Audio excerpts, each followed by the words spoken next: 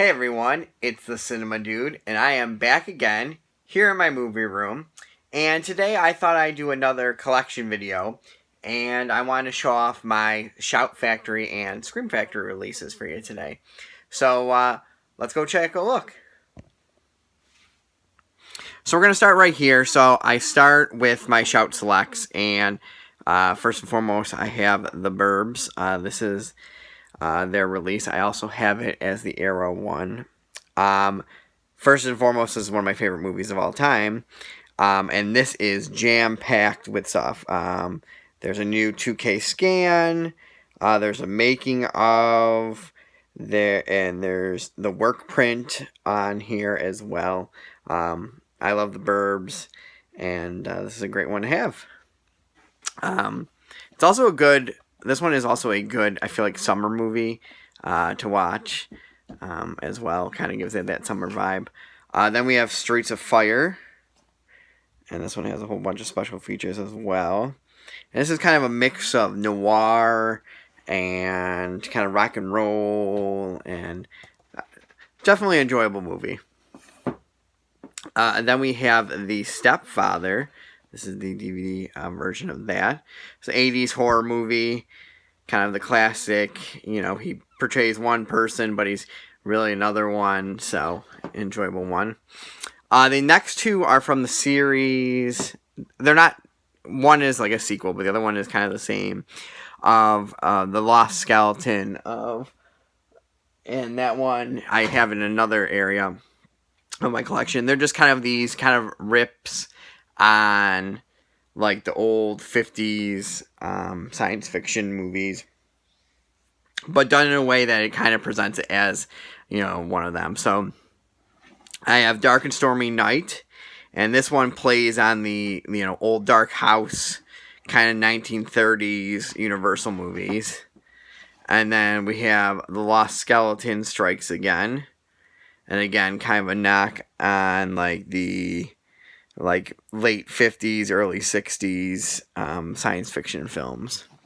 And speaking of that, then we go into some Roger Corman films, some of his sci-fi classics that would play at the drive-ins.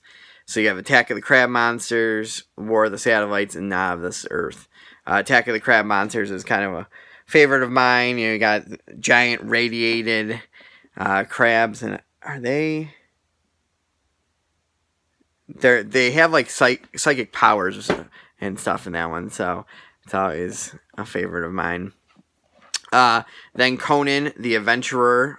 This one I got in my Dollar Tree haul, and so it's just made from the people that made G.I. Joe. I'm sorry for the glare there, and it's just their take on Conan. And then another 80s double feature of Bad Dreams and Visiting Hours. Visiting Hours I haven't watched in a while, but Bad Dreams is really cool. It starts off with like this cult, and then the guy starts like haunting her almost, but he's kind of like back and stuff, and he's all burnt up and things like that, so it's kind of cool.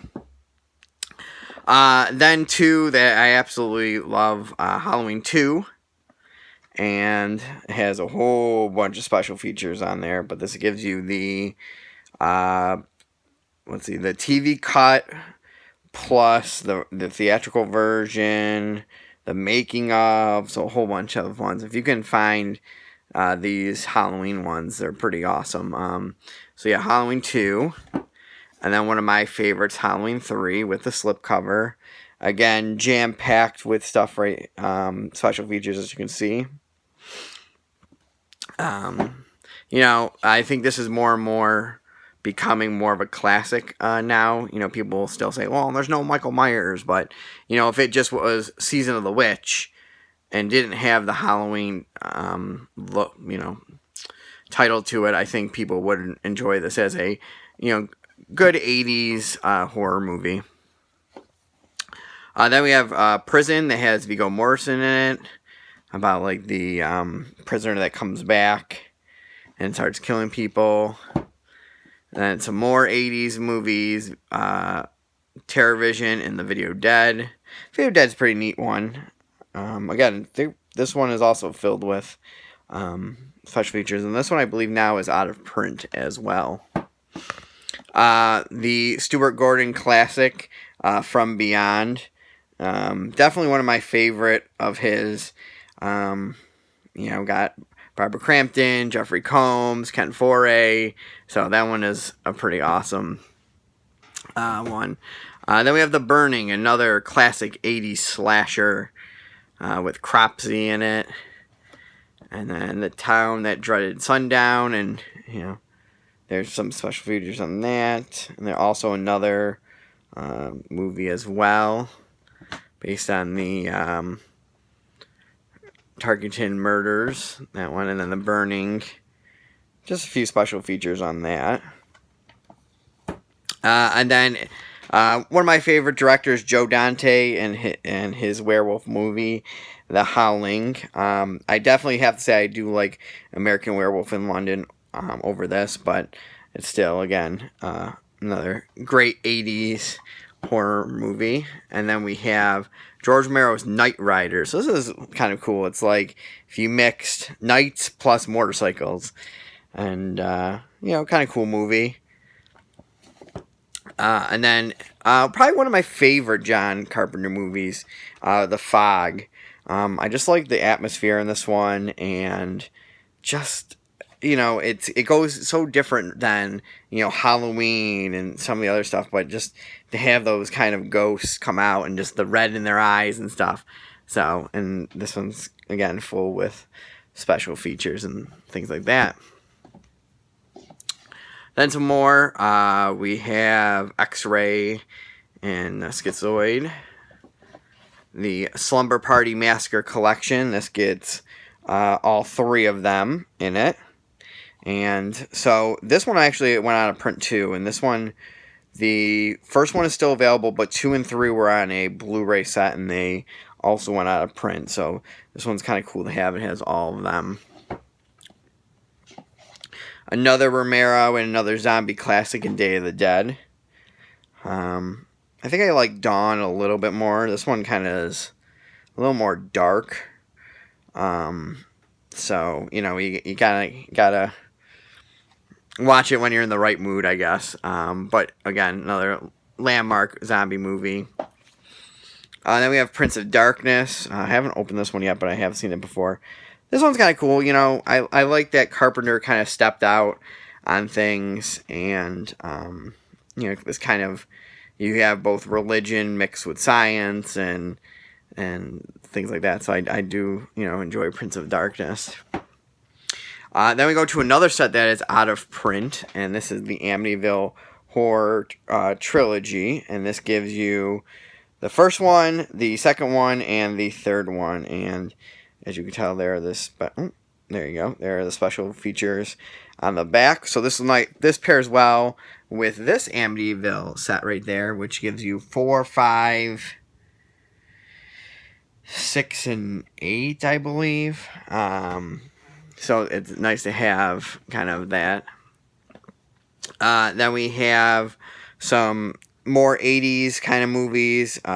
Cellar Dweller is kind of cool because that's the one with Jeffrey Combs where he's like an artist, and I think he's at the beginning, and he makes like comics that come alive and stuff. So very kind of cool there. And then Night of the Comet, another kind of classic 80s, kind of tongue-in-cheek / zombie, / Valley Girl type movie. So then we have The Beast Within. Kind of another one that the transformation scene in The Beast Within is kind of cool, where it's like popping out of them and stuff. Night of the Demons. Another classic horror villain in Angela. And then we have Sleepaway Camp. And always cool to have.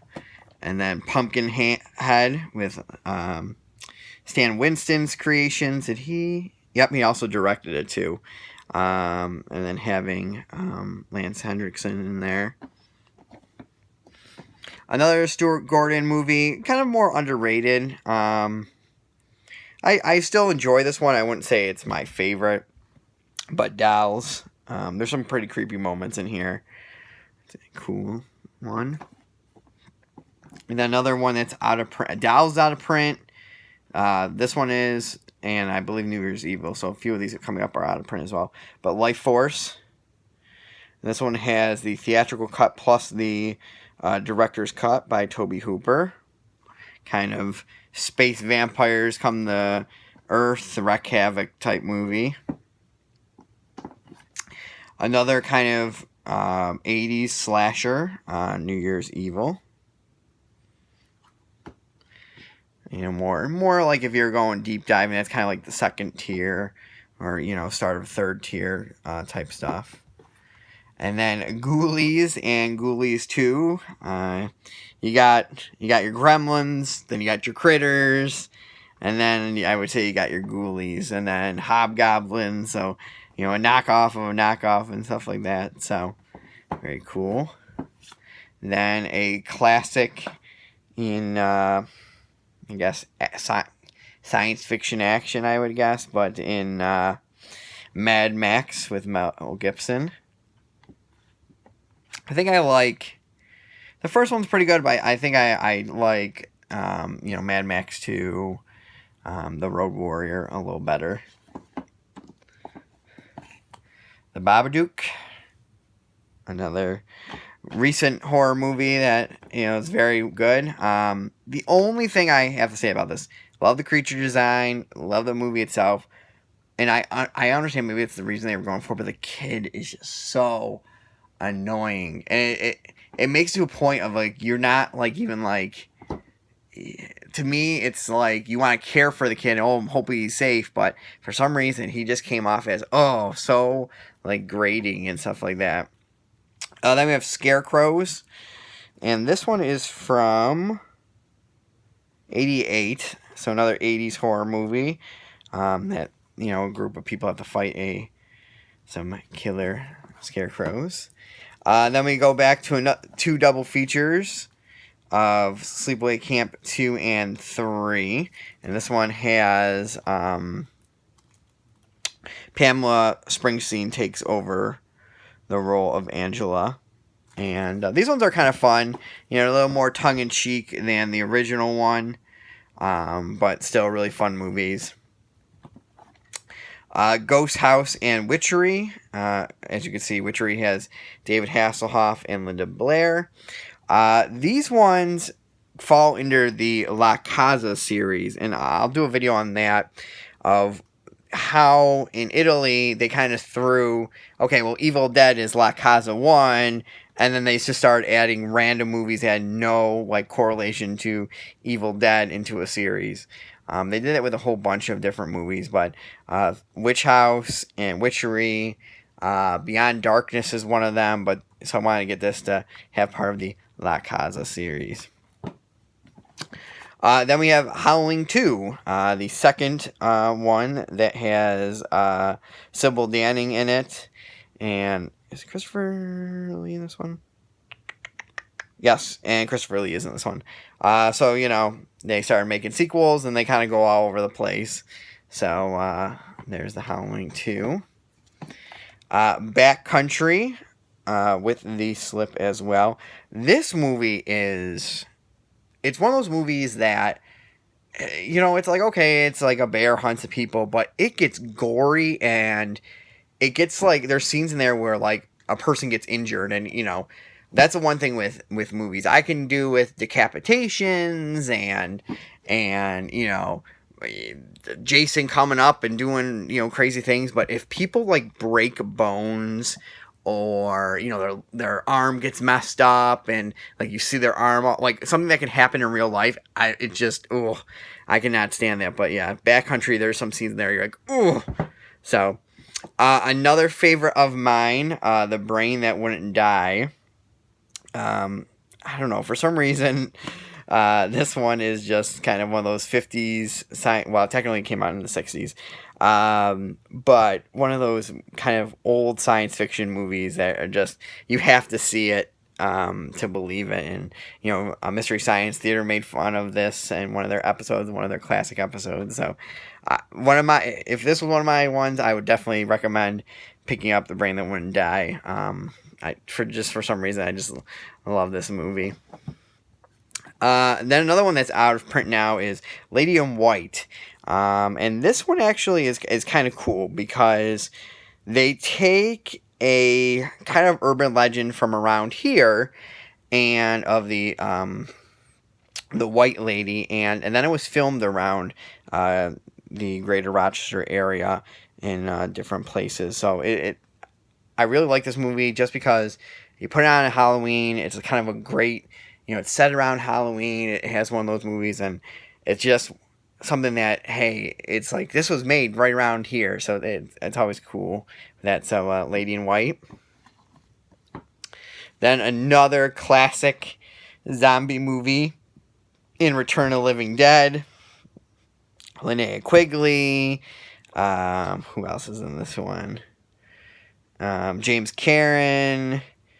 But this is Thom Matthews. So, always another great 80s zombie movie. And then we go to a pretty decent remake in Invasion of the Body Snatchers from 1978. It kind of steps it up. There's that one scene with the dog. But, this was another one that you could say kind of outdid the original. It has a pretty, solid cast, too. Jeff Goldblum, Donald Sutherland, Leonard Nimoy. Who is Veronica Cartwright. So, pretty stacked cast in that one. And then speaking of remakes, then we go right into The Thing, John Carpenter's remake of The Thing from Another World. What is there to say about this? This is a classic of science fiction. Kurt Russell is awesome. Keith David is awesome in this movie. The creature effects are amazing. So, one of my favorites, I would have to say. And then we have David Cronenberg's Rabid. It's kind of like the... I always get this one, and I don't remember. Yeah. So this one is the one that has like the little stinger. The lady has like the little stinger on her. I always get that one in Shivers mixed up, but yes. Pretty awesome cover art on this one too. I gotta recheck this one out. I haven't watched this one in a while. Firestarter with Drew Barrymore, based on the Stephen King book. Also has Martin Sheen, Heather Locklear, David Keith, George C. Scott. So pretty good one. A classic 90s horror movie, and I just an all-time classic, I think, but in Tales from the Hood. This one's awesome. I have to say that I enjoy this one a lot better than the second one. I don't know what it is. I just feel like this one, even and especially today, this one definitely still is relevant, and still is very well done, and like I said, it is an all-time classic in horror. Then we have Slither, James Gunn's Slither, which is, to me, I feel like it's like an offshoot of Night of the Creeps, but pretty good early 2000s film. Then Don't Knock Twice. I've got to check this one out, so it'll be interesting. Then I have Hell Night with Linda Blair, another kind of 80s kind of slasher. Probably besides From Beyond, this is probably one of my favorite H.P. Lovecraft adaptations, and that is The Resurrected, which is based on the story of Charles Dexter Ward. And a whole bunch of stuff there. Really awesome movie. If you guys haven't seen this, check it out. This is probably one of my favorite ones that I do have. Then I have Kaleidoscope. Someone's Watching Me. This is John Carpenter's like TV movie he made. It almost has like a Rear Window type kind of vibe to it from the 70s. It's decent. Return of the Living Dead Part 2. It's another awesome one. The Steel Book of the Adventures of Buckaroo Banzai Across the Eighth Dimension. This is a real fun one. It has Peter Weller, Jeff Goldblum, a whole cast of characters. It's one of those movies that you look back on almost like Big Trouble in Little China, where it's like you wish that it was successful so they would have made more movies on it. But just because it's a cool concept and stuff. So, but awesome release there. The classic 80s movie Creepshow and all the special features on that. Again, what does there say about Creepshow? Just having both Romero and Stephen King and the effects works and having that old EC Comics vibe to it. So definitely love Creepshow. An awesome release. And then we're finishing up with a last few. Superstition, pretty cool. 80s. It kind of bounces around where it goes from, but it kind of a witch, kind of a haunted house type thing. But Superstition is pretty cool. Definitely check it out if you haven't seen it. Then we have The Howling 3, which is also, it's called something else, too. It's like Howling 3, The Marsupials, or something like that. But this is the one that takes place in, like, Australia or whatever. So there is that one. And then we have the 80s remake of the Blob. I like both Blobs. Their time period. This one's definitely 80s, but it's got the special effects and it takes it in places you wouldn't think it does. But the original is just as good. But this is an awesome release, as you can tell. A whole bunch of stuff in there with Chuck Russell and things like that. So another awesome 80s movie. I would say Halloween and is probably, I do like The Fog. John Carpenter is one of my favorite directors. But this one is up there too. I love Big Trouble in Little China. Like it says at the top, you get everything from action, comedy, romance, horror. You have, again, Kurt Russell in a role where, you think he's kind of a hero, but he's really not, But it's just an awesome movie, and I can't recommend, especially this release too, that's kind of stacked with everything. I would recommend this as well. And then finally, we have a movie that was stuck on like VHS for the longest time. I think they had a DVD release that was out of print, and that is Let's Scare Jessica to Death. This came out last year, I believe. And again, this was the one that it goes between zombies and kind of haunted house. Is she crazy? Is it vampires? So again, a good 70s movie. Definitely check this out. So yeah. So that was all of my Scream Factory and Shout Factory releases. I hope you guys enjoyed this video today. Looks like how my schedule's been working out. It's going to be like Fridays. I'll be posting new videos and stuff. So thanks everyone for staying with me. I hope everyone's doing well. Hope everybody's enjoying the weather. Comment below what's your favorite Scream or Shout Factory release. Is there one that you really treasure? Is there one that you think everybody should have? So like and subscribe for some more awesome videos. And I hope to see you guys soon. And remember, be kind and rewind.